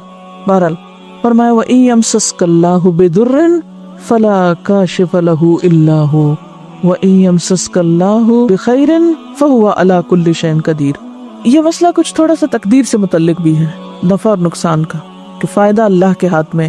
سب سے پہلی بات تو یہ یاد رکھیے کہ اس کائنات پر اللہ کا حکم چلتا ہے، کان امر اللہ مفعولا، فیصلے سارے اللہ کے ہیں۔ ٹھیک ہے، پہلا نقطہ یہ یاد رکھنا ہے۔ مصیبت آتی ہے تو بإذن اللہ، فائدہ ہوتا ہے تو بإذن اللہ۔ جب انسان اس حقیقت کو ایکسپٹ کر لیتا ہے تو اس کا طریقہ پھر کیا ہوتا ہے؟ الذین اذا اصابتهم مصیبت قالوا انا للہ وانا الیہ راجعون۔ فائدہ کیا ہوتا ہے؟ اولئک علیہم صلوات من ربہم ورحمہ واولئک هم المہتدون۔ یہ سیدھے رستے پر ہیں، یہ جانتے ہیں کہ اہدنا الصراط المستقیم کیا ہے۔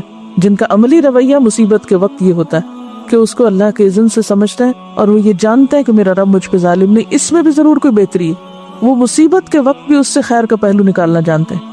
رسول اللہ صلی اللہ علیہ وسلم نے فرمایا، یاد رکھو جو مصیبت تم پہ آئی وہ تم سے خطا کرنے والی نہیں۔ وَعْلَمْ أَنَّمَا أَصَابَكَ لَمْ يَكُنْ لِيُخْطِئَكَ وَمَا أَخْطَأَكَ لَمْ يَكُنْ لِيُصِيبَكَ۔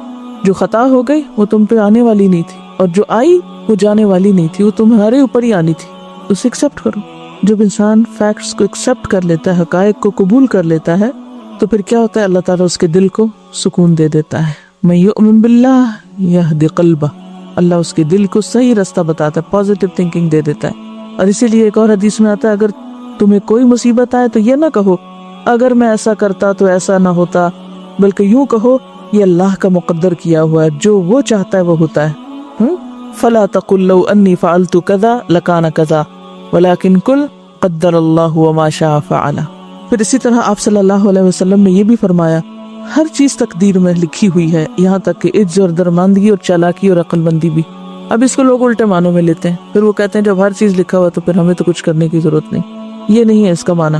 مراد یہ کہ یہ اللہ کے علم میں ہے کہ انسان کو جب وہ صلاحیت دے گا تو وہ اس کا استعمال کس طرح کرے گا. اور پھر اسی طرح یہ ہے کہ یہ سب چیزیں نہ صرف یہ کہ اس کے علم میں ہے بلکہ اس نے پہلے سے لکھ کے بھی رکھی ہوئی ہیں کہ ایسا ہونے والا ہے. وہ اس کے علم میں یا کاغذ پر، اس سے کیا فرق پڑتا ہے؟ اس کا یہ مطلب نہیں اس نے آپ کو باندھ دیا.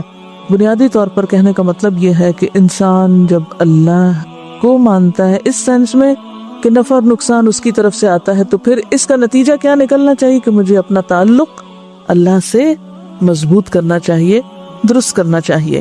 وَهُوَ الْقَاهِرُ فَوْقَ عِبَادِهِ وَهُوَ الْحَكِيمُ الْخَبِيرُ. وہ اپنے بندوں پر پورا اقتدار رکھتا ہے، وہ حکمت والا ہے، خبر والا ہے. قُلْ أَيُّ شَيْءٍ أَكْبَرُ شَهَادَةً قُلِ اللَّهُ. ان سے پوچھو کس کی گواہی سب سے بڑھ کر، کس کی بات سب سے سچی ہے؟ کہو میرے اور تمہارے درمیان اللہ گواہ ہے کہ کون حق پر ہے اور کون باطل. قُلِ اللَّهُ شَهِيدٌ بَيْنِي وَبَيْنَكُمْ وَأُوحِيَ إِلَيَّ هَذَا الْقُرْآنُ لِأُنذِرَكُمْ بِهِ. یہ قرآن کس لیے آیا ہے؟ کس لیے آیا ہے قرآن؟ أُوحِيَ إِلَيَّ هَذَا الْقُرْآنُ لِأُنذِرَكُمْ بِهِ، کہ تمہیں اس کے ذریعے میں خبردار کروں. کم سے مراد کون ہے؟ اہل مکہ. وَمَن بَلَغ، اور جس تک یہ پہنچے. وہ کون ہے؟ ہم بھی ہیں اس میں شامل. تو سب کے لیے ہدایت کا ذریعہ پھر کیا ہے؟ یہ قرآن تو آیا ہی اس لیے تھا، یہ تو پہنچائی اس لیے گیا. اوحی الی ھذا القرآن، یہ مل ہی اس لیے رہا ہے تاکہ اس کو آگے پہنچایا جائے، لوگوں کو اس کے ذریعے خبردار کیا جائے. لیکن اگر ساتھ یہ کہہ دیا جائے کہ ہر کوئی اس کو سمجھ ہی نہیں سکتا اور ہر ایک کے لیے ہے ہی نہیں، تو پھر کم اور ومن بلغ کون ہے؟ پھر تو یہ آیت کوئی معنی ہی نہیں رکھتی. تو بات یہ ہے کہ دنیا میں اچھائی اور برائی کا کہیں سے تو ہمیں معیار پتہ کرنا ہی ہے نا، کہ کیا صحیح اور کیا غلط ہے یا نہیں. اپنے دل سے اور خواہشات نفس سے پوچھیں گے. کوئی تو ایک میزان ہونا چاہیے نا جو یہ فیصلہ کرے یہ درست ہے اور یہ نہیں درست. تو اس کے لیے یہ کون بتا سکتا ہے صحیح کیا اور غلط کیا؟ اللہ ہی بتا سکتا ہے. اس جھگڑے میں کہ سچ کیا اور جھوٹ کیا، درست کیا اور غلط کیا ہے، اس میں ثالث کون ہوگا، منصف کون ہوگا، فیصلہ کون کرے گا؟ اللہ. تو اللہ کہاں بتاتا ہے؟ اس قرآن میں. اب جو اس کو پڑھے اور اس کے مطابق بات لے لے وہ قدرتی طور پر حق پر چل پڑتا ہے، صحیح رستے پہ چل پڑتا ہے. اور جو اس کو چھوڑ دے وہ گمراہ ہو جاتا ہے. پھر فرمایا اِنَّكُمْ لَتَشْهَدُونَ أَنَّ مَعَ اللَّهِ آلِهَةً أُخْرَى قُلْ لَا أَشْهَدُ قُلْ إِنَّمَا هُوَ إِلَٰهٌ وَاحِدٌ وَإِنَّنِي بَرِيءٌ مِّمَّا تُشْرِكُونَ. تو اصل بات یہ ہے کہ پہنچانے والے کے اوپر ذمہ داری ہے پہنچانے کی.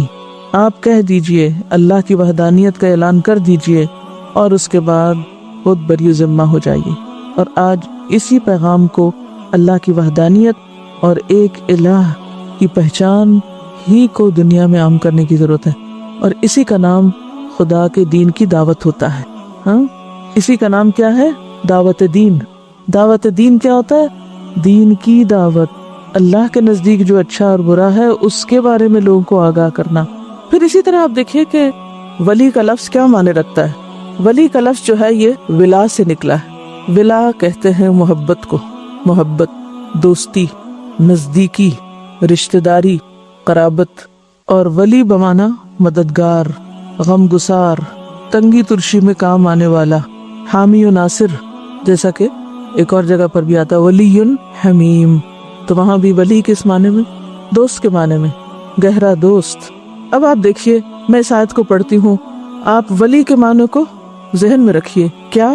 مددگار، غم گسار، تنگی ترشی میں کام آنے والا، حامی و ناصر، جس سے ہمیں سب سے زیادہ محبت ہو، جس سے بہت زیادہ دوستی ہو، جس سے ہم بہت قریب ہوں، جس سے کوئی خون کا رشتہ ہو، جس کی طرف آپ غم، دکھ، تکلیف، پریشانی میں رجوع کریں اور اس کو اپنی عملی زندگی میں دیکھیں.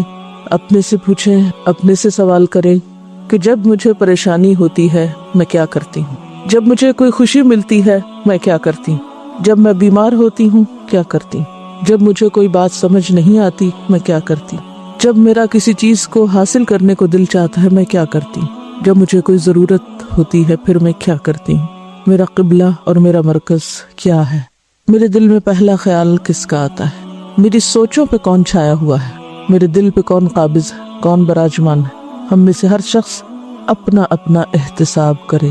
اور صرف دوستی اور محبت ہی نہیں، توکل اور بھروسہ ہی نہیں، بلکہ مجھے ڈر سب سے زیادہ کس کا ہے، میں سب سے زیادہ ڈرتی کس سے ہوں، کیونکہ اہل ایمان تو وَلَمْ يَخْشَ إِلَّا اللَّهِ وَلَمْ يَخْشَ إِلَّا اللَّهِ، جیسے وَالَّذِينَ آمَنُوا أَشَدُّ حُبًّا لِلَّهِ ہے، تو دوسری طرف وَلَمْ يَخْشَ إِلَّا اللَّهِ ہے، لَمْ يَخْشَ إِلَّا اللَّهِ۔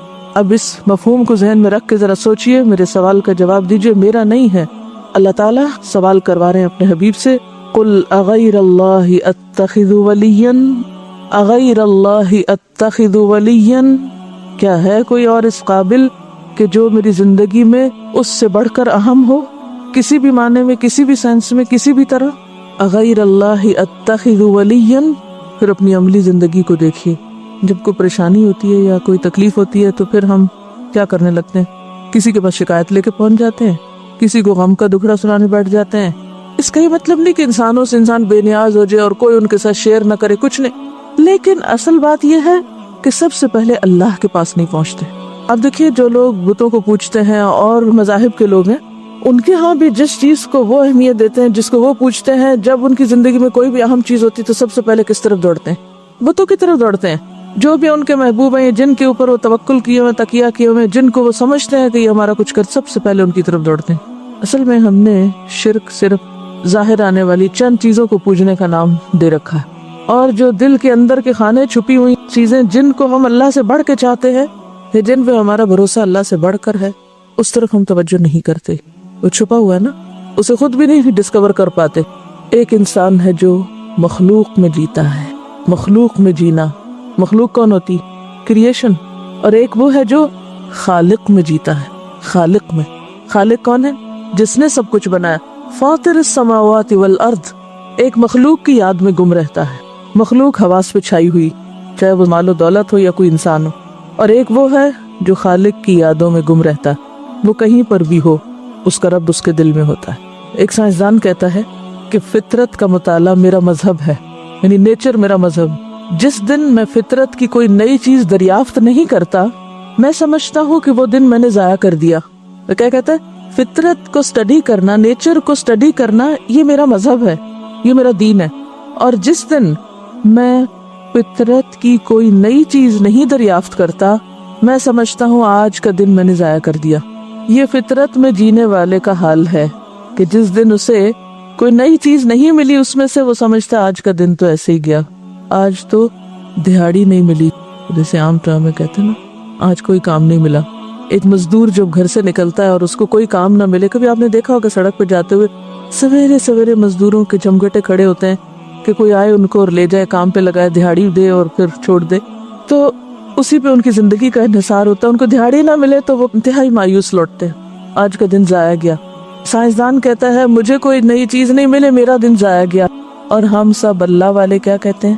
کبھی سوچتے ہیں کہ آج میں نے اپنے رب کی کوئی نئی ادا، کوئی نئی چیز نہیں پائی، ایک نئی طرح سے میرا رب مجھے نہیں ملا، تو ہم بھی کہیں کہ میرا دن ضائع گیا۔ ہمیں بھی اپنے رب کے بارے میں ہر روز ایک نئی کیفیت سے گزرنا چاہیے۔ اسی کو کہا گیا کہ جس کا آج اس کے کل سے بہتر نہیں، وہ تباہ ہوا۔ رب کو پانا کسی بت کو پانا نہیں ہے کہ ایک جامد ساکت چیز کو آپ پا لیں کہ میں نے پا لیا رب کو، اور ایک دفعہ میں نے ڈسکور کر لیا اور اب بس ساری زندگی کے لیے کافی ہو گیا۔ اللہ تعالیٰ کوئی محدود چیز ہے؟ نہیں۔ تو اس کو پانا بھی کسی مخصوص شکل میں پانا نہیں ہوتا کہ کسی خاص شکل میں آپ نے پا لیا اور آپ کہے جی مجھے میرا رب مل گیا۔ یہ تو ایک کانسٹنٹ ایفرٹ ہے، یہ تو ہر روز کی ایک نئی دریافت ہوتی ہے، یہ تو ہر روز دل پہ آنے والا ایک نیا خیال، ایک نئی واردات ہوتی ہے، یہ تو ایک مسلسل حقیقت ہوتی ہے جس کی کوئی حد نہیں، یہ مسلسل واقعہ ہوتا ہے۔ دیکھیے آپ ہر لمحے کسی ذہنی قلبی کیفیت سے گزر رہے ہوتے ہیں یا نہیں؟ آپ کی سوچ، آپ کا ذہن، آپ کا دھیان کوئی جامد ساکت چیز ہے؟ تو رب بھی کوئی جامد ساکت بت نہیں ہے۔ آپ خواہشات، احساسات، سوچوں کا مجموعہ ہوتے ہیں۔ جیسے جیسے آپ کی سوچیں سفر کرتی ہیں نا، جیسے جیسے آپ کا شعور پختہ ہوتا ہے، جیسے جیسے آپ ذہنی اعتبار سے میچور ہوتے ہیں، تو اپنے رب کے بارے میں بھی آپ کا جو ایمان یا معرفت کا درجہ ہے وہ بھی کنٹینیوسلی گرو کرتا ہے، بڑھتا جاتا ہے۔ ایک بچہ اور طرح سے پرسیو کرتا ہے، ایک بڑا اور طرح سے، تو ہر شخص مختلف طرح پرسیو کرتا ہے۔ ہر لمحہ ہی تو ہمیں کسی ولی کی ضرورت رہتی ہے، ہم ہر وقت ڈیپینڈنٹ ہوتے ہیں کہ نہیں؟ یہ انسان کی فطرت میں ہے نا، ہر وقت سہارا چاہیے اس کو، اور عورتوں کو تو اور بھی زیادہ، ہر وقت سہاروں کی تلاش میں ہوتے ہیں۔ یہ مسئلہ پیش آ گیا، کوئی سہارا چاہیے، کوئی مددگار چاہیے. لیکن اگر آپ اپنے رب کو پا لیں تو آپ کے اندر ایک ایسا ایمان، اعتماد، یقین اور ایک ایسی سکون کی کیفیت ہوگی کہ اس کے بعد ہر مسئلے کا حل نکل آئے گا.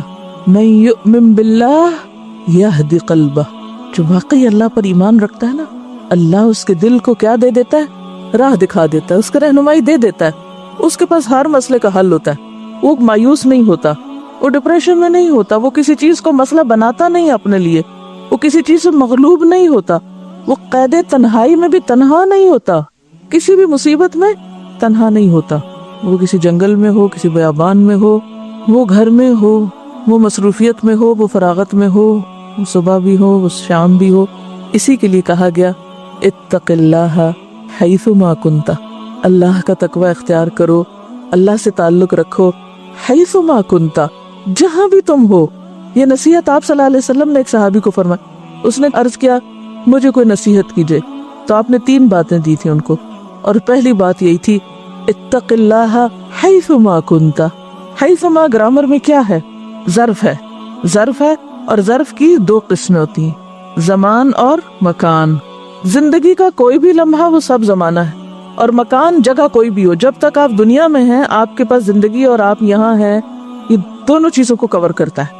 حیث ما آپ کی زندگی کے ہر لمحے پر محیط ہے حیث ما، اور آپ کے وجود کے ہر مقام مکان میں محیط ہے. جہاں جہاں آپ چلے جائیں وہیں حیث ما ہے. تو اتق اللہ حیث ما کنت، سارے حالات میں، ساری کیفیات میں، ہر جگہ اس کو یاد رکھنا ہے، اس پر بھروسہ کرنا ہے. کسی لمحے اسے چھوڑ کے ادھر یا ادھر نہیں ہونا، غیر اللہ کی طرف نہیں جانا کہ کسی اور پہ آپ ایسا بھروسہ کرنے لگے، توکل کر. کیوں؟ اس لیے کہ کوئی چیز بھروسے کے لائق ہے ہی نہیں، سب کمزور ہیں. اسی لیے ہر وقت ٹوٹتے ہیں ہم، ہر وقت مایوس رہتے ہیں، ہر وقت روتے دھوتے رہتے ہیں. یہ دھوکہ دے گیا، وہ فراڈ کر گیا، یہ یوں کر گیا، وہ یوں، ہر وقت پہ شکایتی ذہن ہوتا ہے ہمارا. کیونکہ غلطی تو اپنی تھی. بھروسہ کیا کیوں تھا ایک غیر بھروسے کے قابل چیز پر؟ کیوں بنایا تھا غیر اللہ کو ولی؟ یہی ہے الا ان اولیاء اللہ لا خوف علیہم ولا هم یحزنون. یہ چیز انسان کو خوف اور غم سے بے نیاز کرتی ہے کہ وہ اپنا سب کچھ اسی کو سمجھتا ہے اور باقی مخلوق کو کمزور سمجھتا ہے، بھولنے والا سمجھتا ہے، غلطی کرنے والا سمجھتا ہے. لہٰذا انسانوں کے ساتھ پھر اس کا معاملہ کیسے رہتا ہے؟ ہر وقت معاف کرتے رہنا. انسان ہے نا، چھوڑو پرے، معاف کر دو، جانے دو، کیا دل میں رکھنا. پھر مایوسی نہیں پاس پٹک. اغیر اللہ اتخذ ولیا، لکھ لیں اپنے پاس کسی ایسی جگہ جہاں آپ یاد رکھ سکیں. اغیر اللہ اتخذ ولیا، کہیں کوئی چیز ناگزیر نظر آنے لگے، اغیر اللہ اتخذ ولیا، کوئی بھی نہیں. مولانا مناظر احسن گیلانی بہت بڑے اسکالر ہیں، ان کی ایک عبارت ہے، بہت ہی کام کی بات انہوں نے لکھی ہے. ایک کتاب ہے ان کی النبی الخاتم، اس میں وہ لکھتے ہیں کہ پہلوں کی عقلوں کو سورج کی شعاؤں اور آگ کے شعلوں نے اگر چندھیایا تھا تو کیا پچھلوں کے سینوں میں برق کی قوتوں، ایٹم کی طاقتوں، پٹرول کی توانائیوں نے چکا چوند نہیں لگائی ہے؟ یعنی پہلے لوگ اگر سورج کو پوجتے تھے کہ اس سے مروب ہو گئے، آگ کو پوجتے تھے کہ اس سے ڈرے ہوئے تھے، تو آج کے لوگ سورج اور آگ تو نہیں پوج رہے، لیکن ان کے سینوں میں ایٹم کی طاقت اور پٹرول کی توانائی، کیا اس سے وہ مروب نہیں ہے؟ چلے ان لفظوں کو چھوڑ کے ایک لفظ بولے، ٹیکنالوجی سے مروب نہیں ہے. بزرگوں کے کارنامے، سورماؤں کی اولو العزمیوں نے اگر پہلوں کو ان کے بزرگوں کی پتھر میں کھدی ہوئی مورتیوں کے آگے جھکا دیا تھا، یعنی بڑے بڑے ہیروز ہوتے تھے نا، بڑے بڑے بہادر لوگ ہوتے تھے، تو وہ کیا کرتے تھے؟ پتھروں پر ان کی تصویریں کندہ کر لیتے تھے. کبھی آپ کسی میوزیم میں گئے ہو تو آپ نے دیکھا ہوگا کئی اسٹیچوز پڑے ہیں، کہیں کچھ اور اس طرح. کہتے ہیں یہ تو پہلوں کا شرک تھا. تو کیا پچھلوں کے لیڈروں نے اور قائدوں کے کارناموں نے ان کے اسٹیچو اور فوٹو کے ساتھ ساری قومی عزت اور فلاح کو وابستہ نہیں کر لیا؟ یعنی بعد کے لوگوں نے بس شکل بدل لی ہے، کام وہی ہے، اصل میں شیپ بدل گئی ہے. تو بات یہ ہے کہ اللہ کو پانے کے 2 لیولز ہوتے ہیں، 2 لیولز. پہلا لیول ہے فطرت کے لیول پہ اس کو پانا. فطری سطح کیا ہے کہ ہم تمام لوگ فطرت اللہ پہ پیدا ہوئے ہیں، یعنی اللہ کی ضرورت لے کے پیدا ہوئے ہیں. ہر دل میں اللہ کی محبت کسی نہ کسی رنگ میں ہے، ہر انسان کے اندر، کیونکہ اللہ تعالیٰ ہر انسان کی فطرت میں موجود ہے. ہر انسان کو اللہ کی ضرورت ہے، اور وہ اس کو ڈھونڈتے ڈھونڈتے پھر کبھی آگ میں جا کھوتا ہے، اور کبھی سورج میں، اور کبھی کسی اور چیز میں، اور کبھی کسی اور، کبھی ایک کو ولی بناتا ہے، کبھی دوسرے کو. یعنی وہ ایک ایسی ہستی کو ضرور مانتا ہے، چاہے اس کو نام اللہ دے یا کوئی اور دے، یا اس کی وہ ضرورت محسوس کرتا ہے اپنی زندگی میں. یہ ہے فطرت کی سطح، کہ وہ اندر ایک خودکتی لگی ہوئی ہے کہ کوئی ہے جو یہ آسمان بنانے والا ہے، جو ستارے چمکانے والا ہے، جو یہ کرتا، مگر وہ صحیح معنوں میں نہیں سمجھتا وہ کون ہے، وہ اس کو پہچانتا نہیں ہے. دوسری سطح ہوتی ہے شعور کی سطح، آنکھیں کھول کے اس کو پہچاننا اور مان لینا. اسی کا نام ایمان ہے. فطرت کی سطح پر تو سارے پھر ایمان والے ہوئے، لیکن وہ ایمان قابل اعتبار ایمان نہیں. کبھی آپ کو کسی ہندو سکھ عیسائی سے براہ راست ملاقات کے اتفاق ہو، کبھی ان سے گفتگو کی اللہ کی ذات کے بارے میں. ہر مذہب میں کہیں نہ کہیں خدا کا تصور کسی نہ کسی نام رنگ شکل میں ضرور پایا جاتا ہے. جو لوگ بتوں کو بھی پوچھتے ہیں نا، وہ بھی پرماتما کی بات ضرور کرتے ہیں، بھگوان کی بات ضرور کرتے ہیں، فادر گاڈ کی بات ضرور کرتے ہیں. تو بات یہ ہے کہ ہر کوئی بات کرتا ہے اس کی، لیکن پھر ان کی یہ بات قابل اعتبار کیوں نہیں؟ جو انہوں نے بڑوں سے سنا، جیسے سنا ویسے ہی مان لیا، کوئی غور نہیں کیا، کوئی اس کی حقیقت نہیں جانی. اسی لیے تو آپ نے دیکھو کہ جو ملحد و دہری ہوتے ہیں نا، وہ بھی مصیبت پڑے تو کس کو پکارتے ہیں؟ اللہ ہی کو پکارتے ہیں. لیکن ایسا ایمان تو فرعون کا بھی تھا نا، لیکن وہ قابل قبول نہیں ہوتا پھر، جو ظاہریت کا پردہ ہٹنے پہ انسان کو نظر آئے. مشرک انسان کی مشکل یہی ہوتی ہے کہ وہ فطرت کی سطح پہ تو خدا کو ماننے پہ مجبور ہے اور مان بھی رہا ہوتا ہے، لیکن شعور کی سطح پر سوچ سمجھ کے واقعی اللہ تعالیٰ کو ہر چیز سے اوپر قرار دینا اپنی زندگی میں، یہ ایمان مطلوب ایمان ہے. اب ہمیں اپنے ایمان کو دیکھنا ہے کہ ہمارا ایمان جو ہے وہ کون سا ہے. ہم نے بس اللہ تعالیٰ کو جس طرح ماں باپ سے سنا اسی طرح مان لیا، بس وہ کہتے ہیں اللہ تعالیٰ ہے، ہم بھی کہتے ہیں ہاں اللہ تعالیٰ ہے. جیسے آپ صلی اللہ علیہ وسلم فرمایا کہ ہر بچہ فطرت پہ پیدا ہوتا ہے، پھر اس کے ماں باپ اس کو یہودی یا عیسائی بنا دیتے ہیں. تو صرف رواجی طور پر ایک کام کو کر لینا جس کے اندر کوئی روح نہ ہو، اس سے کوئی بہت بڑی تبدیلی نہیں آیا کرتی. آج جو مشکل ہے نا مسلمانوں کی، وہ یہ کہ چاہے وہ اربوں کی تعداد میں ہو، لیکن چونکہ وہ رواجی ہیں زیادہ تر، ان کی میجورٹی، لہذا they don't make any difference، اس سے کوئی فرق نہیں پڑتا پھر. تو اصل ضرورت کیا ہے کہ ہم سب اپنے رب کی معرفت حاصل کریں اور شعور کی سطح پر اس کو پہچانیں اور صحیح توحید کو اپنی زندگی میں لائیں. اور صحیح توحید کیا ہوتی ہے؟ کہ انسان اپنی عقیدت اور محبت کے، اعتماد اور بھروسے کے سارے جذبات ایک اللہ سے وابستہ کر لیں. یہ ہے خالص توحید. کیا کہا میں نے؟ اب دوبارہ بولوں گی لفظ، اپنی عقیدت، محبت، اعتماد، بھروسہ، یہ سارے جذبات ایک اللہ کے ساتھ وابستہ کر لیں. اللہ کی ذات سے بڑھ کر کسی اور سے عقیدت نہ ہو، کسی اور پہ بھروسہ نہ ہو، کسی اور سے ایسی محبت نہ ہو. اس کے برعکس شرک کیا ہوتا ہے کہ نام تو بندہ اللہ کا لیتا رہے، لیکن اس کی ساری دلچسپیاں، محبتیں، عقیدتیں، قربانیاں کسی اور کے لیے ہوں. کیا کہا میں نے؟ نام اللہ کا لیتے رہے، اللہ اللہ، لیکن عملی زندگی میں پرائرٹیز، محبتیں، عقیدتیں، رونا دھونا، ہنسنا خوشی، ہر چیز کسی اور سے وابستہ کی ہوئی. اس کو دیکھ کے جئیں، اس کو دیکھ کے مریں، اس کو دیکھ کے ہم سب کچھ کریں. اس کو کیا نام دیں گے؟ یہ کیا چیز ہے پھر؟ یہی تو غیر اللہ اتخذ ولیا، یہی تو غیر اللہ کو ولی بنانا ہے آج کے دور میں.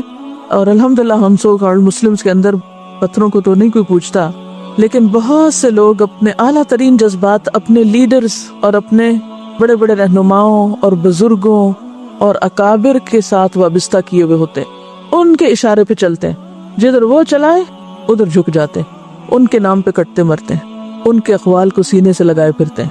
اور اس کے مقابلے میں اگر یہ پوچھا جائے کہ اللہ کا حکم کیا ہے، کچھ پتہ نہیں. بڑے بڑے اقوال زرین کی کتابیں بھر ڈالی اور ان کے اقوال دن رات رٹتے رہتے ہیں اور پڑھتے رہتے ہیں، لیکن پوچھو کہ قرآن بھی پڑھا ہے یا نہیں، کچھ پتہ نہیں. محبوب شخصیتوں کے پرستار بنے ہوئے، کبھی ان کو سٹار کہتے ہیں، کبھی ان کو کچھ اور بولتے ہیں.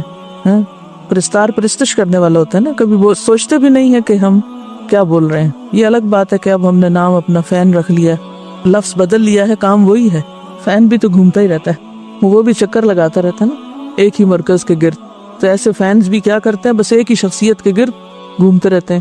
اس کے علاوہ چاہے کوئی سر پھوڑ دے، کسی کی بات سننے کو تیار نہیں، ادھر ہی جم جاتے ہیں. دین کا ایک ایسا خود ساختہ ورژن جو ہے، یہی دراصل آج کے دور کے مسلمانوں کے تنزل کا سبب ہے.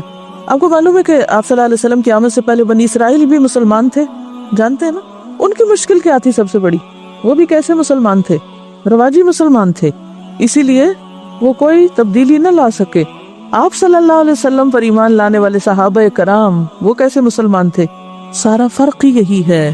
آج ہم کیوں اسلام کو بدنام کرنے کا سبب ہیں کہ ہم رواجی مسلمان ہیں، نسلی مسلمان ہیں، بس فطرت کی سطح پر مسلمان ہیں، شعوری طور پر نہیں، شعوری مسلمان نہیں۔ ضرورت کس بات کی ہے کہ اللہ کے ساتھ اپنے تعلق کی تجدید کی جائے اور اپنے دل میں اپنے رب کو حاضر ناظر جان کے وعدہ کرے کہ یا رب، ہر خوشی اور ہر غم اور ہر تکلیف اور ہر چیز میں تیری ہی طرف رجوع کروں گی، صرف تو ہی میرے لیے سب سے اہم چیز ہے، حتیٰ کہ میری جوتی کا تسمہ بھی ٹوٹے گا تو پہلے تجھے ہی یاد کروں گی۔ کیونکہ صحابہ کرام یہی تو کرتے تھے۔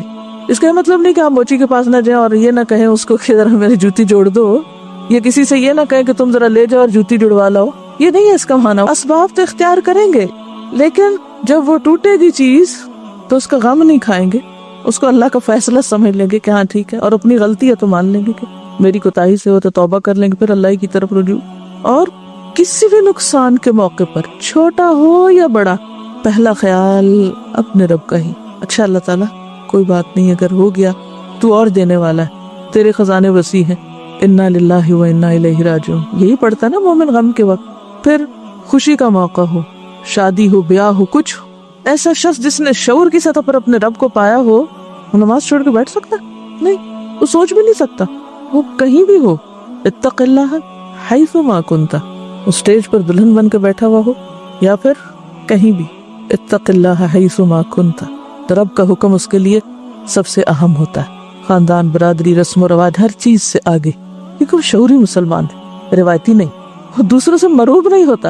ہماری مصیبت یہ ہے کہ ہم دوسروں سے مروب ہیں، ان کی ایسی محبت میں گرفتار ہیں، ان کی چکا چون سے ایسے مسحور ہیں کہ وہ چیزیں ہمارے دلوں میں کھبی ہوئی ہیں، لہٰذا ہم اللہ کے حکموں کو طرح طرح کی تعویلیں کر کے ٹال دیتے ہیں، اتنے ریجڈ نہیں ہو، ایسا نہ ہو، ویسا، خود ساختہ باتیں، اور اللہ کے حکم کو پیچھے وہ پیچھے کے نظر بھی نہ آئے اور ضمیر بھی ملاوت نہ کرے۔ پھر اسی طرح اگر دنیا کی تنہائی میں آپ کا دوست اللہ ہے تو قبر کی تنہائی میں بھی وہ ساتھ نہیں چھوڑے گا، وہ آپ کا خیال رکھے گا، قیامت کے دن بھی، حشر میں، پل صراط پہ، آخر تک، اور جنت پہ پہنچا کے رضوان اللہ اکبر سے نوازے گا۔ سبحانک اللہم و بحمدک، نشہد ان لا الہ الا انت، نستغفرک و نتوب الیک۔ السلام علیکم و رحمۃ اللہ وبرکاتہ۔